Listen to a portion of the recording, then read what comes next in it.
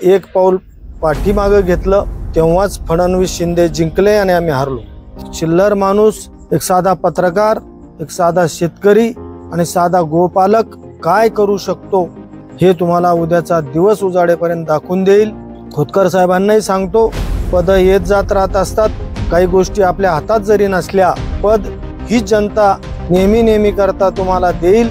आज मला नेमकं काय करावं हा मार्ग सुचत नाही। रात्रीतून एखाद वेळेस तो मार्ग सुचेलही, तोपर्यंत वेळ हातात असेल की नाही सांगता येत नाही। मला पंकजाताईंनाही सांगायचंय की तिथं गंमत भंडारी बसलेले आहेत तुमच्या बीडमध्ये, तिथं दिलीप राठी बसलेले आहेत।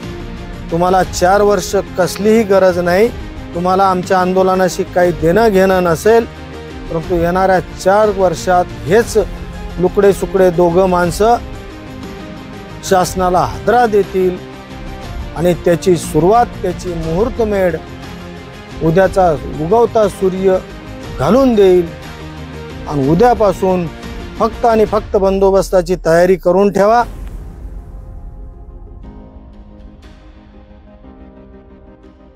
नांदेड जालना समृद्धी बाधित शेतकऱ्यांच्या आंदोलनाचा हा 78वा दिवस।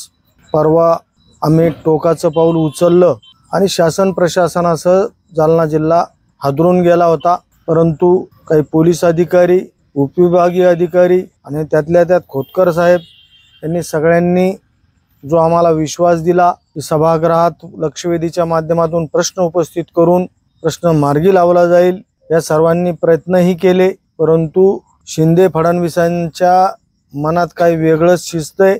असं वाटत होतं की आपण ही लढाई जिंकली, आज उद्या यश पदरात पडल अशी अपेक्षा झाली होती। आणि त्यामुळं सगळ्यांच्या मध्यस्थीनं, सगळ्या या आंदोलनाचा प्रमुख म्हणून सगळ्यांशी चर्चा करून मी एक पाऊल पाठीमागे घेतलं आणि मला वाटतं तेव्हाच फडणवीस शिंदे जिंकले आणि आम्ही हारलो। त्यावेळेस 99.99% आम्ही पुढं टाकलेलं पाऊल फक्त 0.1% माघार घेतल्यानं परत आता आम्ही शून्यावर येऊन ठेपलोय।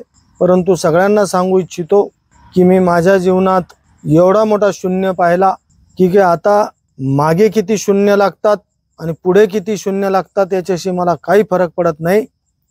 परंतु शिंदे साहेब, देवाभाऊ, तुम्हाला मी सांगतो, एक चिल्लर माणूस, एक साधा पत्रकार, एक साधा शेतकरी आणि साधा गोपालक काय करू शकतो हे तुम्हाला उद्याचा दिवस उजाडेपर्यंत दाखवून देईल। खोतकर साहेबांनाही सांगतो, पद येत जात राहत असतात, तुम्ही जालना जिल्ह्याचे लोकनेते आहात हे तुमच्या गेल्या 3 महिन्यापासूनच्या आमच्या पाठीमागे राहण्याच्या माध्यमातून तुम्ही दाखवून दिलं। काही गोष्टी आपल्या हातात जरी नसल्या तरी मला वाटतं आज तुम्हाला परत एकदा एक चान्स आहे यांचं मनगड धरायची, कारण की पद ही जनता नेहमी करता तुम्हाला देईल, मिळवून देईल, परंतु पदाला लात मारण्याची तयारी तुम्ही ठेवाल तेव्हाच हे शिंदे फडणवीसांसारखे मगरूर नेते तुमच्या गोरगरिबांचे मुर्दे पाडण्याचं काम, मुंडके मोडण्याचं काम थांबवतील। आज शासन प्रशासनालाही मी इशारा देऊ इच्छितो, इतक्या दिवसाचे आंदोलनच तुमची भंबेरी उडवली होती, आज आता सगळ्यांनी ठरवलंय उद्यापासून आंदोलन तीव्र करायचं। मी त्या दिवशीच सांगितलं होतं की माघार घेतोय, याचा अर्थ मागे हटलो असा होत नाही। सगळ्यांचं भलं होणार असेल तर 2 पावलं मागं हटावं असं कृष्णनीतीनुसार मी ते ठरवलं। सगळ्यांच्या सल्लामसलत करून मी तो निर्णय घेतला असला तरी सांगितलं होतं की यानंतरचं आंदोलन पुरा महाराष्ट्र पाहिल, पुऱ्या महाराष्ट्रासाठी नवं असेल, पुऱ्या महाराष्ट्राला काळीमा फासणारा असेल। तर तो निर्णय आज मी म्हणजे माझ्या 61 वर्षाच्या वयात इतका दुःखी कष्टी कधीच झालो नाही। आज मला नेमकं काय करावं हा मार्ग सुचत नाही। रात्रीतून एखाद वेळेस तो मार्ग सुचेलही, तोपर्यंत वेळ हातात असेल की नाही सांगता येत नाही। मला पंकजाताईंनाही सांगायचंय की तिथं गंमत भंडारी बसलेले आहेत तुमच्या बीडमध्ये इथं दिलीप राठी बसलेले आहेत. तुम्हाला 4 वर्ष कसलीही गरज नाही. तुम्ही आज फोन उचलत नसाल, तुम्हाला आमच्या आंदोलनाशी काही देणं घेणं नसेल, परंतु येणाऱ्या 4 वर्षात हेच लुकडे सुकडे दोघं माणसं शासनाला हादरा देतील आणि त्याची सुरुवात, त्याची मुहूर्तमेढ उद्याचा उगवता सूर्य घालून देईल.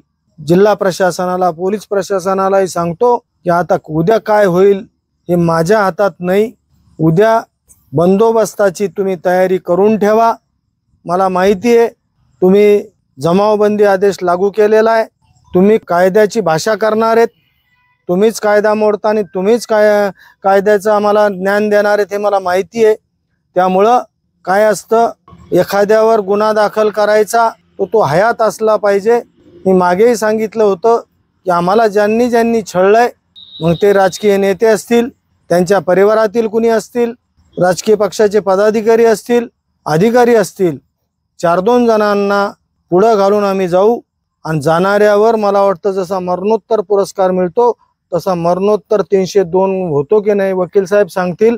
कोणाकोणावर तुम्ही गुन्हे दाखल करणार आहेत गेल्यावर, आणि गुन्हे दाखल करताना कोणत्या तोंडानं तुम्ही लोकशाही शासनात काम करतोय सांगणार आहेत, असा प्रश्न जिल्हाधिकारी डॉक्टर पांचाळ साहेबांना, जिल्हा पोलीस अधीक्षक बन्सल साहेबांना मला उपस्थित करायचा.